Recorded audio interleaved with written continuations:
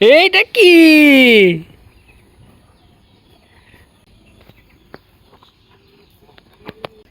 Helmet আনতো,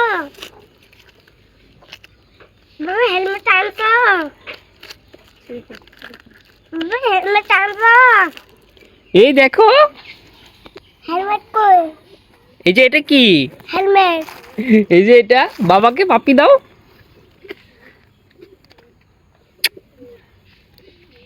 আরেকটা দাও। তুমি খুশি হয়েছো? হ্যাঁ, এটা কার জন্য? এটা কার? আমার। তোমার? বাবা তো চাইছিলাম তোমার জন্য না আনতে। এই দেখো সিট। এটা কি সিট? কাকে বসাবে? কাকে বসাবা এখানে? দাদুকে। দাদুকে? তোমার পছন্দ হয়েছে সাইকেল? হ্যাঁ, চালাতে পারবা? হ্যাঁ, হেলমেট মাথায় পরো, মাথায় পরো। রুটি খাইনি। রুটি খায় নাও? ঠিক আছে, খায় নাও। আলহামদুলিল্লাহ, অবশেষে দীর্ঘ প্রতীক্ষার পর আমার বাবাইটাকে একটা সাইকেল কিনে দিলাম। আর এই সাইকেল কোথা থেকে কিনলাম এবং কত টাকা দিয়ে কিনলাম এ সকল বিষয় নিয়ে আজকের ভিডিওটা। আশা করি সকলের ভিডিওটা ভালো লাগবে। বাবার কাছে ছেলের আবদার সবসময়ই থাকে।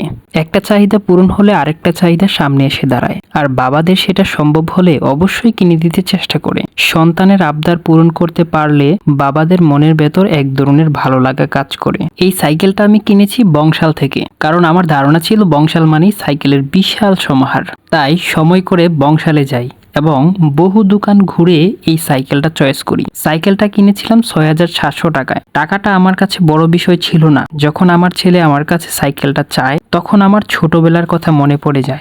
বাবার কাছে দীর্ঘদিন আবদারের পর একটা সাইকেল পেয়েছিলাম। সাইকেলটা যখন আমার হাতে পাই সেদিনের অনুভূতিটা বোঝাতে পারবো না। আমার স্পষ্ট মনে পড়ে আবদার করার প্রায় ১.৫ বছর পর বাবা আমায় সাইকেল কিনে দেয়। অবশ্য দেরি করে দেওয়ার পেছনে বড় একটা কারণ ছিল। আমি যদি আবার কোনো ধরনের অ্যাক্সিডেন্ট করি, তাই বাবা আমায় দেরি করে সাইকেল দিয়েছিল।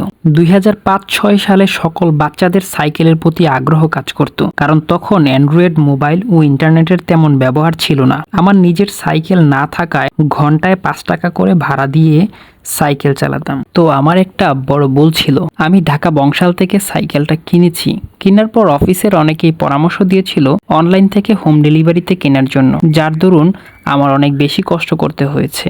আর পুরো কষ্টটা ভুলে গিয়েছি যখন আমার ছেলে সাইকেলটা দেখে অনেক বেশি খুশি হয়েছে। আপনারা কেউ যদি সাইকেল কিনেন তাহলে অথবা.com থেকে কেনার ট্রাই করবেন এবং নিজের গ্রামের ঠিকানা দিবেন, তাহলে কোনো ঝামেলা ছাড়াই পৌঁছে যাবে আপনার কাছে।